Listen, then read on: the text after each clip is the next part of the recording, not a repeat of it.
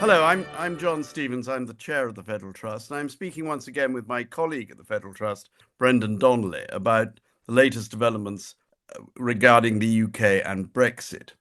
Brendan, the news is being absolutely dominated at the moment, obviously, by President Trump and his tariffs and his strategy towards Ukraine, his apparent realignment with Russia. These are enormous changes to the geostrategic position. What does that mean for the UK in particular? Well, I think it's worth stressing the enormity of these changes in 6 weeks. All the bases on which we thought the post-war world was constructed have been swept away. Um, we thought that territorial disputes in Europe and ideally in the rest of the world were not going to be resolved by violence. Well, Trump is entirely nonchalant about what Putin has done in Ukraine. We thought that free trade was the matrix for the future, the template for the future. Clearly, Trump doesn't believe in that. And he doesn't believe either in the necessity of an American nuclear guarantee for the safety of Western Europe. All these are profound changes. For the United Kingdom, they pose particularly difficult challenges because, on the one hand, the United Kingdom is very much integrated within the intelligence and military and economic system of the United States. But on the other hand, it is a politically very live issue what the relationship should be between the British model of society and the American model of society. During the Brexit referendum, there were a number of people, important people on the referendum on the Leave side, who thought that Brexit would be an opportunity to make the United Kingdom more like the United States in its social and economic model. They kept rather quiet about it because it wasn't something that would have been very popular with the United Kingdom electorate. But now they think they see their chance of battening on, of following in the slipstream of a Trumpite America. The only problem with that is that this unpopularity of Trump and his economic model persists in the British electorate. It's not at all popular in the British electorate to be thinking or to be advocating a more Trump-like United Kingdom. And that's a quandary that the right wing of the British political spectrum, both the Conservatives and Reform in their different ways, are wrestling with. But surely immediately it's a real problem for the Labour government. And are you surprised that Starmer has been so cautious in this regard? And in particular, that we've had the former governor of the Bank of England, who's now the Prime Minister of Canada, Mr. Carney, coming over, meeting the King. But there doesn't seem to have been the same support from Downing Street for the position of Canada, which faces, after all, challenges of potential annexation by Mr. Trump's America. Well, I think there's a parallel between that and the EU reset. Starmer apparently does find it difficult to take difficult decisions. He's better at talking about difficult decisions rather than taking them. And I think that desperately he hopes that the United Kingdom can act as a bridge, act as a mediator between the United States and continental Europe. Now, this possibility for bridge building is shrinking by the day.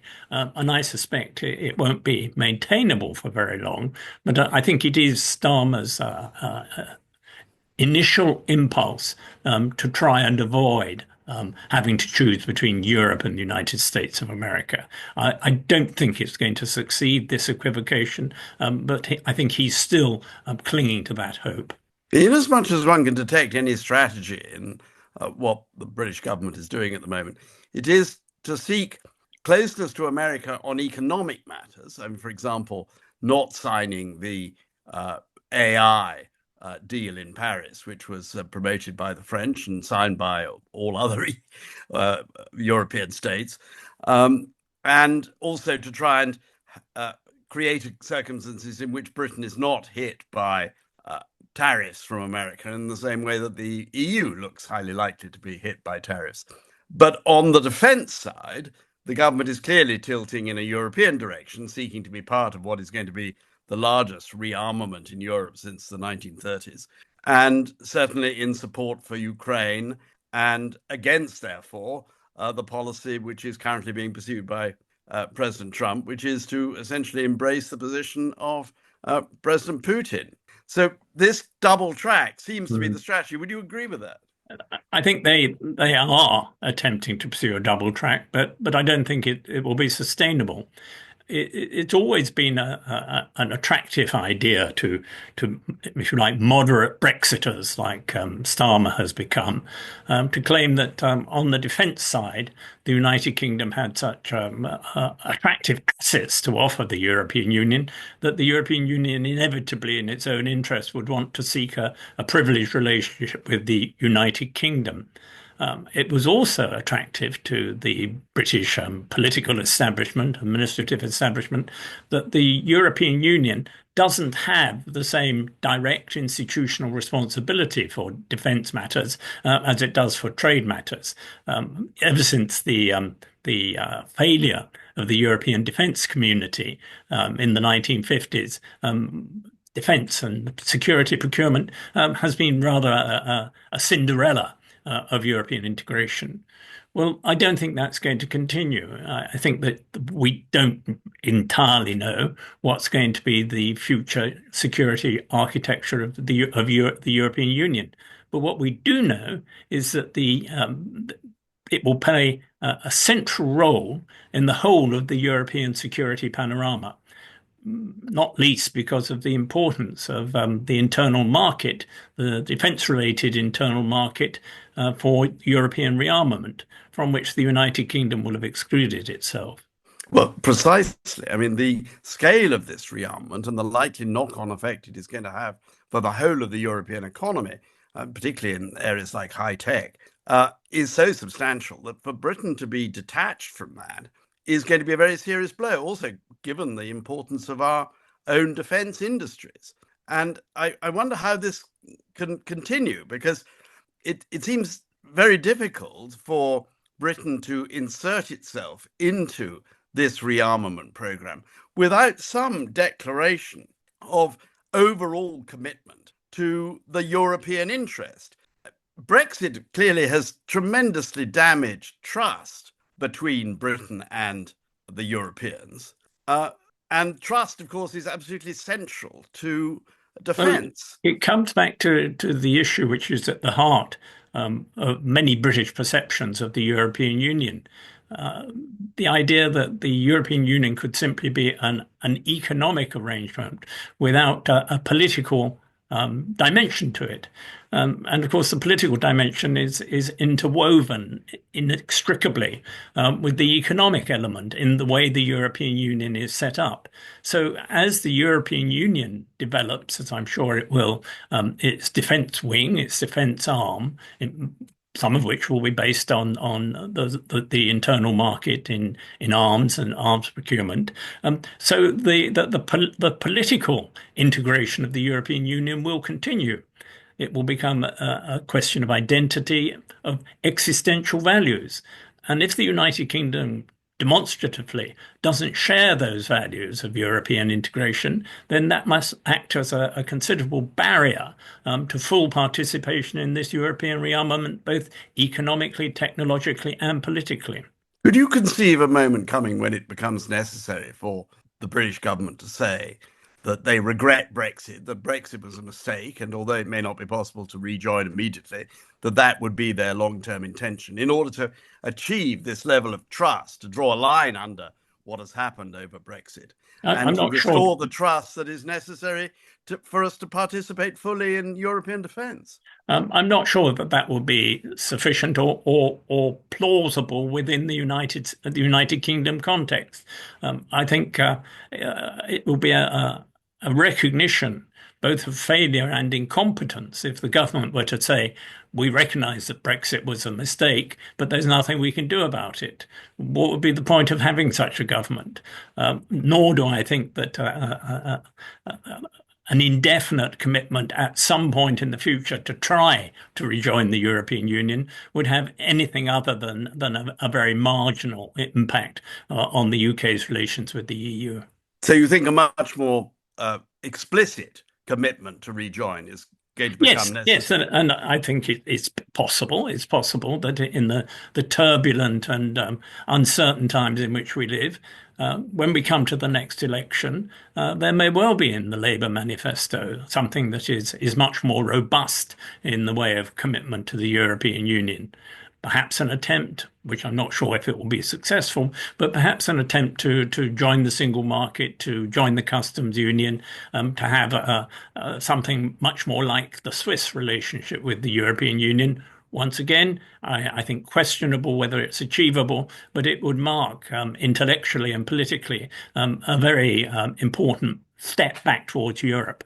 But would a relationship such as the Swiss now have under these new agreements that they haven't yet been approved by referendums, but which have been negotiated, would that be sufficient for a country the scale of Britain in order to participate fully in European defence, the structures that are being considered, and the scale, above all, of the rearmament that is underway? I mean, must have my doubts about that because Yes, Britain is a very different country from Switzerland. but the only way in which this country can fully participate is through rejoining. Yeah. And I'm talking about the possibility that in 2028, 2029, the Labour Party will be a little shy about rejoining, but will be pointing towards integrative future aspects of the relationship that I suspect might very well morph into a desire to rejoin when their implausibility and impossibility is demonstrated.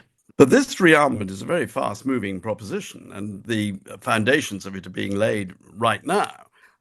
I must admit I have my doubts whether, without earlier progress than simply looking towards the next general election, in Britain making clear where it feels its fundamental destiny lies, without that, our role in such defense structures is going to be very marginal. And that will do huge economic damage as well as geopolitical damage.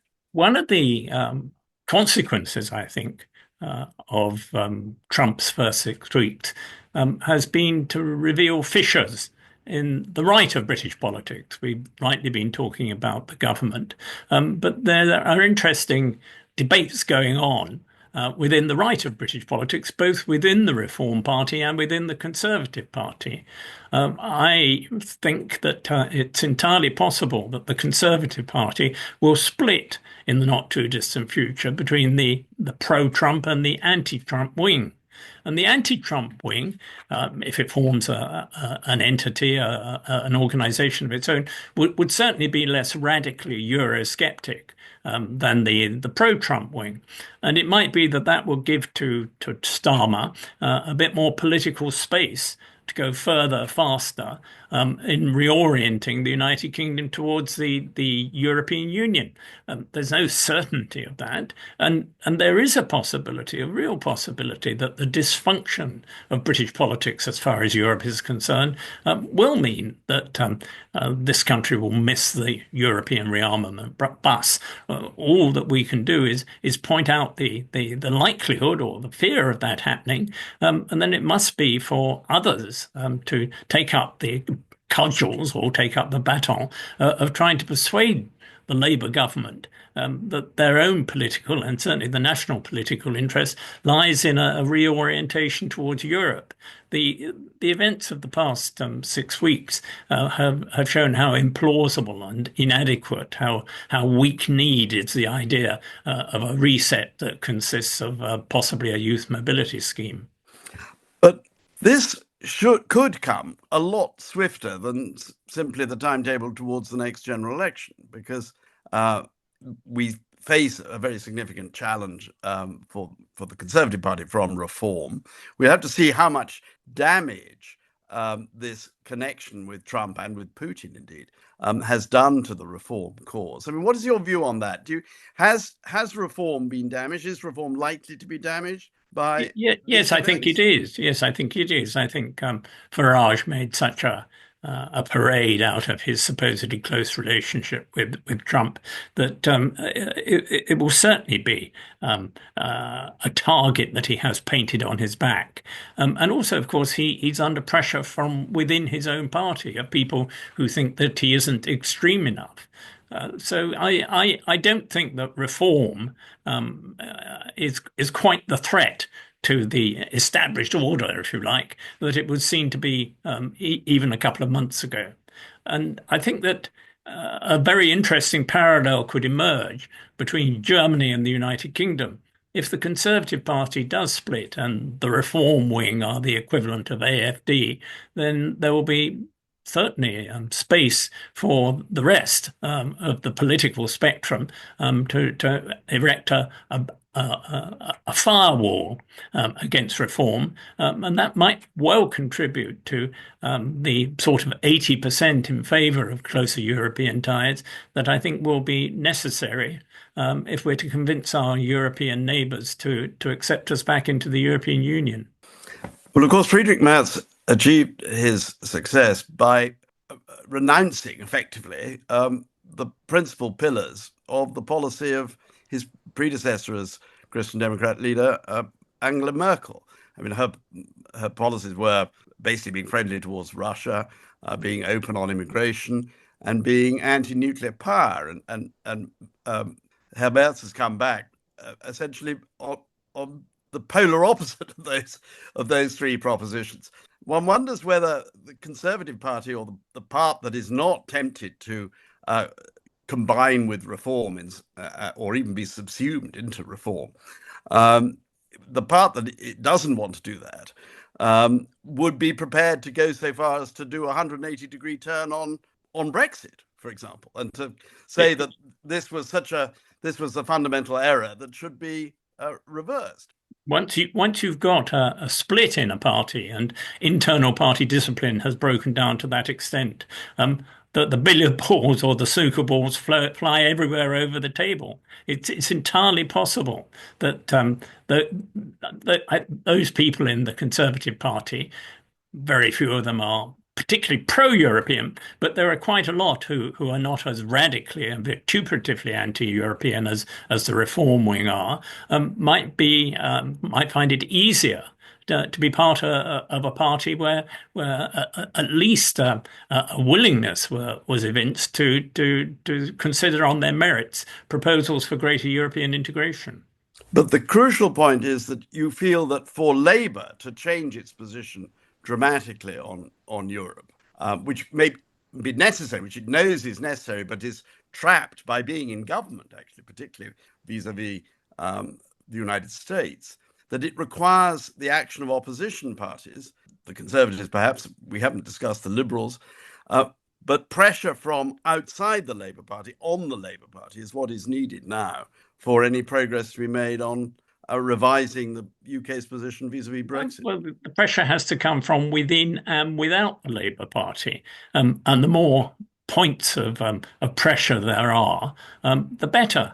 And if the right-wing point of pressure, saying he's going to betray Brexit, worries him so much, and that is mitigated by a split of the Conservative Party, a split of the right, then obviously it will be easier for him gradually to change tack. I'm not sure it's necessary. It's absolutely necessary, but it would certainly be helpful. Well, Brendan, that's a very good survey. We'll have to see how future developments play out. Thank you very much for this. We will have similar videos in due course on the same topics. Thank you very much.